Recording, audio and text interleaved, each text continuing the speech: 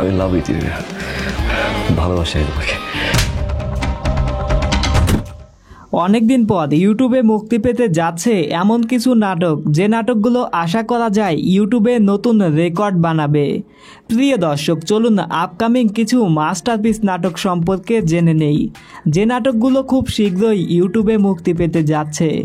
তার আগে ছোট্ট একটা রিকোয়েস্ট, আপনারা যারা এখনও চ্যানেলটি সাবস্ক্রাইব করেননি এখনই সাবস্ক্রাইব করে রাখুন। শুরুতেই রয়েছে মুশফিকার ফারহানের একটা মাস্টারপিস নাটক মোর দ্যান লাভ। এই নাটকটা বাংলা নাটকের ইতিহাস বদলে দিবে, কেননা এক নাটকে রয়েছে 5 জন নায়িকা এবং একই সাথে ফারহানকে যে লেভেলে উপস্থাপন করা হয়েছে, এতে করে বলা যায় নাটকটা কোনো সিনেমার চাইতে কম নয়। নাটকটা খুব শীঘ্রই দেখা যাবে রিভেঞ্জ ফিল্ম ইউটিউব চ্যানেলে।